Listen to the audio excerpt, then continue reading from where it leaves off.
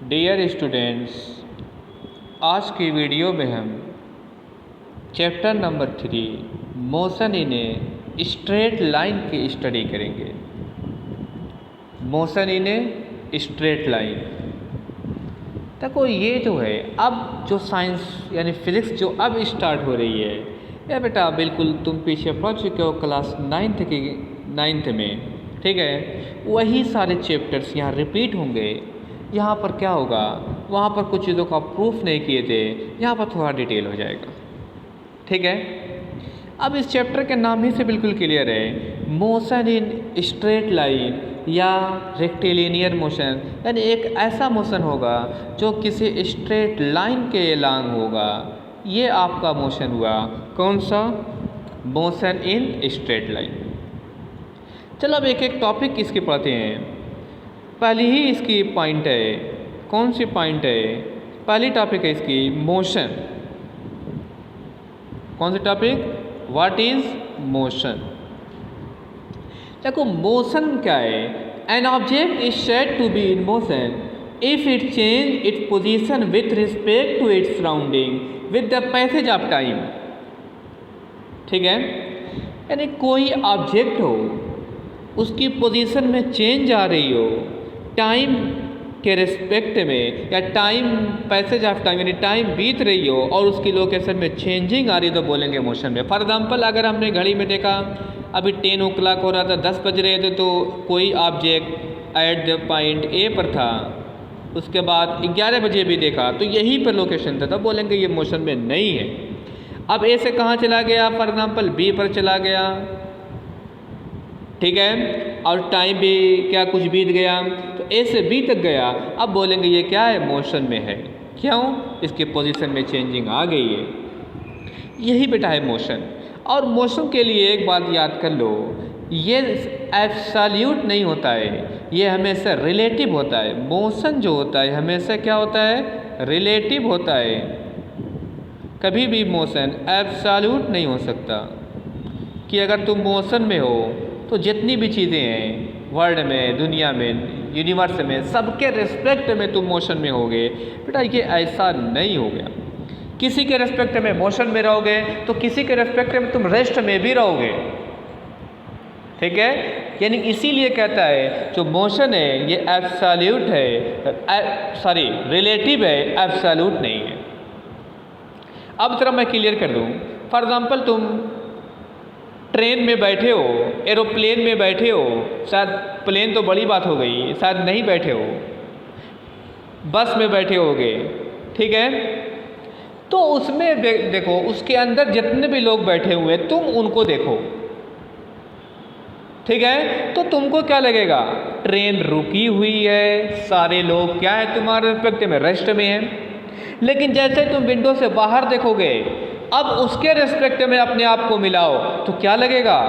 कि ट्रेन चल रही है। वो क्या लगेगा? ट्रीज भी चल रहे हैं, ये भी चल रहे हैं। क्या ट्रीज वाकई में चल रहे हैं? बिल्कुल नहीं चल रहे हैं, बल्कि क्या होता है? रिलेटिव मोशन हो रहा है, ठीक है। तुम चल रहे हो वो स्टेशनरी में, यानी फ्रेम ऑफ जो रेफरेंस है ये चेंज हो रहा है। इसीलिए जो मोशन की टॉपिक है बेटा, ये सीधे सीधे क्या है? रिलेटिव है, एब्सोल्यूट नहीं है। Absolute motion not possible. Clear हो गया?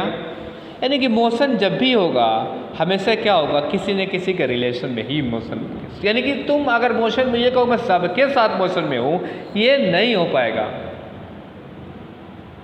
जैसे हमारी अर्थ है, कितनी स्पीड से घूम रही है? बहुत स्पीड से घूम रही है, तो फिर हमको दिखती क्यों नहीं है? क्यों? कि इसके साथ जितनी भी चीज़ें हैं सब की सब मोशन में हैं। इसीलिए सब की सब क्या लग रही हैं? रुकी हुई लग रही है हमको। जैसे प्लेन के अंदर तुम बैठे हो, अंदर की तरफ देखना, इतनी स्पीड से प्लेन उड़ रहा होगा, लेकिन अंदर देखोगे तो क्या होगा? सब के सब बेटा रुके हुए हैं। लेकिन बाहर वालों के लिए तुम क्या होगे? रहोगे मोशन में रहोगे। ऐसे ही अगर तुम अपनी अर्थ के प्लेनेट को छोड़ दो, किसी दूसरे प्लेनेट से अर्थ को देखोगे, तब ये लगेगा अर्थ भी क्या है? मोशन में है। यही है एब्सोल्यूट एंड रिलेटिव मोशन, ठीक है। उम्मीद करता हूँ कि समझ में आ गया होगा। एक एक टॉपिक को मैं क्लियर करूँगा। अब उसके बाद जो हमारी अगला पॉइंट है रेक्टिलिनियर मोशन। कौन सा मोशन? Rectilinear motion. नोट को भी सामने रखते रहना, उसको भी स्टडी करते रहना। कौन सा? रेक्टिलिनियर मोशन, यानी motion along a straight line. देखो लीनियर यानी line, straight line. Motion along straight line is rectilinear motion. और जो रेक्टिलिनियर मोशन होगा यह वन डायमेंशनल होगा, या तो एक्स में होगा या फिर वाई एक्सिस, किसी एक डायरेक्शन में। यानी कि इसीलिए इसमें चीज़ लिखी है कि rectilinear motion need not be one dimensional, यानी कि सिर्फ वन डायमेंशनल, मतलब सिर्फ वनली एक्स हो ये नहीं पॉसिबल है, वनली वाई ये नहीं पॉसिबल है। हाँ, जो भी होगा एक डायमेंशन वाला ही होगा, या तो एक्स वाला होगा या तो वाई वाला होगा। लेकिन एक चीज़ कंफर्म हो जाए, या वनली एक्स होता है रेक्टिलिनियर, या रेक्टिलिनियर वनली वाई होता है, तो ये पॉसिबल नहीं, नीड नॉट बी। हाँ, लेकिन रेक्टिलिनियर जो भी होगा तो वन डायमेंशनल होगा, इस बात का क्या ये पॉसिबिलिटी। ठीक है, अब उसके बाद बुक भी पढ़ते रहना। पाथ लेंथ, पाथ लेंथ क्या होता है? कोई ऑब्जेक्ट इस लोकेशन पे था, यहाँ पर पहुँच गया। फॉर एग्जाम्पल ए पर था, ए से बी पर चला गया, बी से सी पर चला गया। ठीक है, फॉर एग्जाम्पल ये आपका 3 मीटर इसने ट्रेवल किया, ये 4 मीटर इसने ट्रेवल किया। अब मैं पूछूँ पाथ लेंथ क्या होगा, तो इनिशियल से फाइनल तक जिस पाथ को भी फॉलो करता हुआ, यानी जिस डिस्टेंस को भी उसने कवर किया, सबको ऐड कर दो, सबको क्या मेजरमेंट कर लो, उसी का क्या बोलेंगे? Path length. यानी पाथ लेंथ बेटा यहाँ सीधे सीधे क्या हो जाएगा?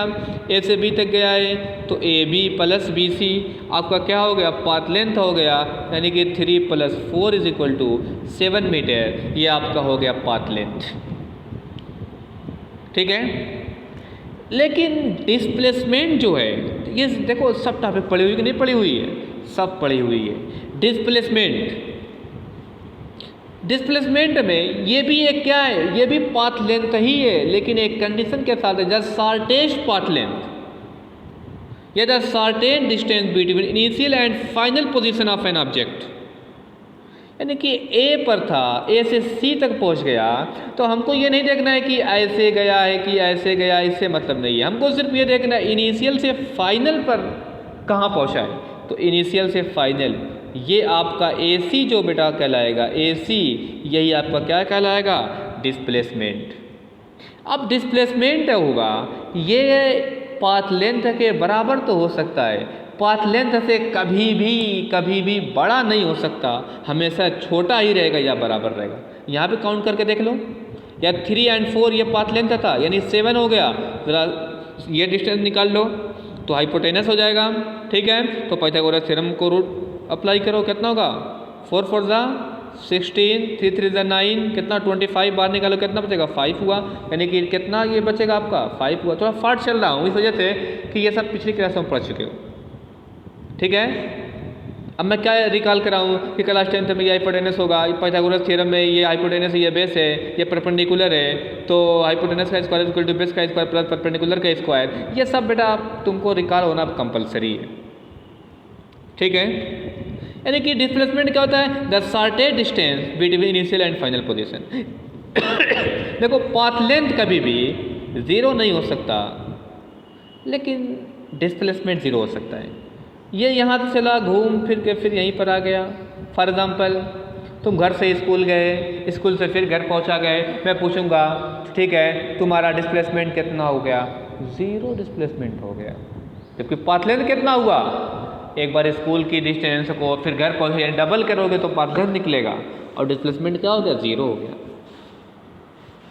यानी कि एक्चुअली में जो मेजरमेंट का चैप्टर पढ़ा, अब यहाँ पर भी क्या कर रहे हैं? हम मेजरमेंट ही स्टार्ट कर रहे हैं। ठीक है, अब बेटा यहाँ मैं बात करूँ तो जो इससे पहले का जो चैप्टर पढ़े यूनिट एंड मेजरमेंट, यानी किसी चीज़ का नापना मापना, यहाँ भी सब के सब मेजरमेंट ही हो रहा है बेटा। उसी चीज़ की क्या है? आपकी एप्लीकेशन है ये सारे चैप्टर्स। अब देखो अगला मेजरमेंट जो पढ़ना है रियल में मेजरमेंट ही है। किसका मेजरमेंट? स्पीड का मेजरमेंट। किसका मेजरमेंट? स्पीड। स्पीड क्या होती है? सीधे सीधे तुम बाइक से गए, इसीलिए बाइक को जो लगा होता है, एक मीटर लगा होता है, उसका नाम है स्पीडोमीटर। क्या कौन सा मीटर है? स्पीडोमीटर, जो किसका मेजरमेंट करता है? स्पीड का। स्पीड मतलब क्या हुआ? टोटल डिस्टेंस तुमने ट्रेवल किया है और कितनी टाइम लगी है, दोनों को डिवाइड कर दो। ये रियल में क्या मेजरमेंट है ये? तो फॉर एग्जाम्पल तुम अपने घर से चले बाइक से या जिससे भी चले, तुमने टाइम को नोट किया और डिस्टेंस को काउंट कर लिया, तो जितने भी टोटल डिस्टेंस थी यानी कि D upon T, total distance upon time, ये बेटा आपका क्या बन जाएगा? स्पीड बन जाएगा। अब देखो जितने भी फिजिकल क्वांटिटी पढ़ोगे सबका डायमेंशनल फार्मूला, यूनिट क्या हो जाएगी? मीटर पर सेकेंड। डायमेंशनल फार्मूला कितना हो जाएगा? LT-1। इतनी इन्फॉर्मेशन हो गई, सिंपल टॉपिक। अब उसके बाद बात आती है बेटा टाइप्स ऑफ स्पीड। वीडियो को देखते हुए 20 से ज़्यादा लॉन्ग न हो। टाइप्स ऑफ स्पीड, देखो बेटा टाइप्स ऑफ स्पीड की बात करें, ये जो टाइप्स ऑफ स्पीड है ये आपकी 4 टाइप की स्पीड होती है। कितने टाइप की? 4 टाइप्स की। कितने टाइप की बताया? 4 टाइप की।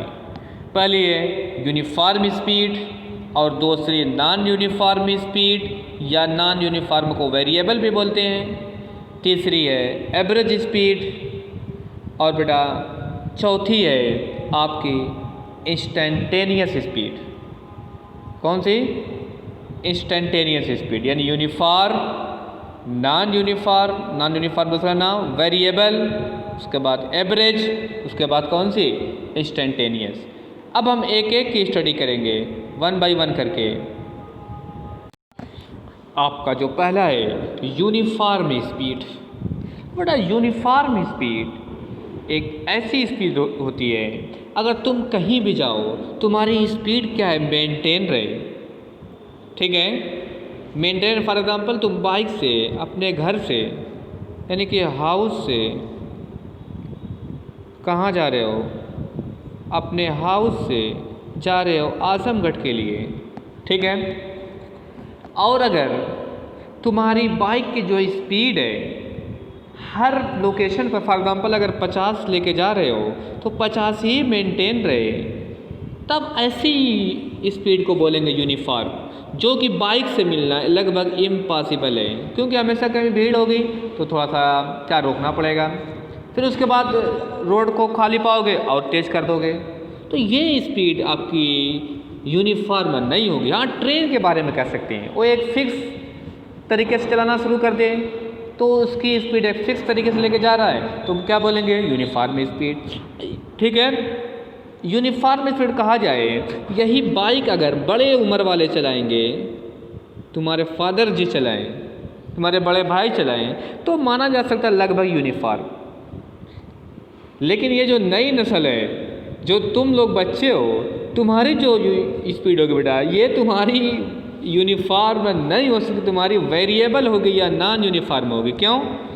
जैसे ही तुम रोड को खाली पाओगे कभी 70 उड़ा दोगे और खाली पाओगे 100 मार दोगे, फिर जहाँ भीड़ दिखी कम कर दोगे, यही तो होगा।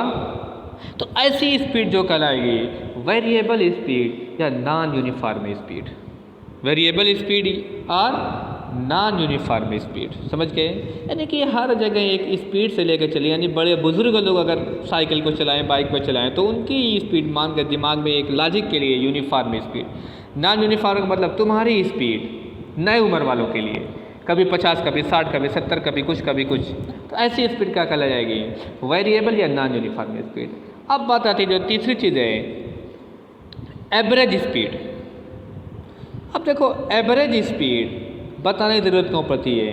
एवरेज स्पीड इस वजह से, फॉर एग्ज़ाम्पल अगर तुम यहाँ से आजमगढ़ ही गए, कभी 60 चलाया, कभी 70 चलाया, कभी 80 चलाया, ठीक है। घर वाले पूछते बेटा किस स्पीड से गए थे, या कोई पूछ दे तो कौन सी बताओगे? अगर कहोगे 60, अगर कभी 60 चलाए, कभी 40 चलाए, कभी 80 चलाए। अब अगर तुम्हारा फ्रेंड था पूछे कितने में गए, तुम कहोगे 80 पर गए थे। अब्बू पूछे बेटा कितने पर गए, अरे अब्बू 40 पर तो गए थे,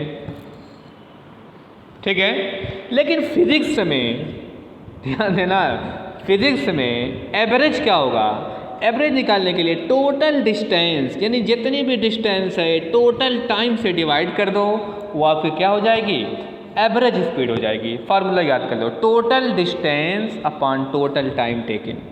चलो कुछ मैं सिंपल एक एग्जांपल समझा दूँ। फॉर एग्जांपल एक आदमी है जो ए से बी गया, कहाँ गया, ए से बी गया, ये डिस्टेंस है 1 किलोमीटर, 1 आवर लगा। उसके बाद बी से कहाँ पर गया, सी पर गया, ये भी 1 किलोमीटर है, ये 1 आवर लगा। उसके बाद सी से कहाँ चला गया, डी पर चला गया, ये डिस्टेंस है 2 किलोमीटर, इसमें भी लगा 1 आवर। ठीक है, ऊपर का टॉपिक क्लियर कर दूँ। ए से सी की बात करो तो यूनिफॉर्म स्पीड है, ए से डी की बात करें नॉन यूनिफॉर्म है, क्योंकि यहाँ तक तो यूनिफॉर्म है ए से बी से सी, लेकिन सी से डी तक क्या हो गई, नॉन यूनिफॉर्म हो गई। एवरेज कितनी हो गई, टोटल डिस्टेंस को जोड़ दो, यानी कि 1 kilometre 1 kilometre 2 kilometre plus 2 kilometre कितना हो गया, 4 किलोमीटर अपॉन टोटल टाइम 3। ठीक है, तो कितना हो जाएगा 1.33, हाँ नियर अबाउट आएगा, किलोमीटर पर आवर। किलोमीटर में है ये, आवर में, किलोमीटर पर आवर स्पीड हो गई। लेकिन इस न्यूमेरिकल्स को लगाने के लिए कभी भी अलग अलग बेटा मत निकाल के ऐड कर देना, आंसर गलत हो जाएगा। जैसे ए से बी तक 1/1 कर दिया, 1/1 इज इक्वल टू 1 किलोमीटर आया। फिर बी से सी तक किया 1/1 आया, तो 1 + 1 2 हुआ। फिर सी से डी वाला 2/1 2 हुआ, तो कितना हो गया तुम्हारी 1 2 3 4 किलोमीटर पर आवर। देख रहे हो, ये अलग अलग निकल तो 4 आ रहा है, तो इसलिए ये एवरेज नहीं होगा। एवरेज निकालने के लिए टोटल डिस्टेंस एक साथ टोटल लगने वाले टाइम से क्या कर दो, डिवाइड कर दो। ये नहीं कि अगर 3 सेक्शन बने हुए हैं कि तीनों को अलग निकाल के ऐड कर दो तो भी आंसर आएगा, बिल्कुल गलत हो जाएगा। देख लो 4 आ गया, यहाँ पर 1.3 ही आ गया। इस चीज़ को ध्यान देना। ठीक है, अब जो सबसे लास्ट है, ठीक है, इस पर इसको न्यूमेरिकल्स बाद में, वीडियो बहुत लॉन्ग हो जाएगी। अब उसके बाद इंस्टेंटेनियस लास्ट वाले जो है, इंस्टेंटेनियस स्पीड। कौन सी, इंस्टेंटेनियस स्पीड।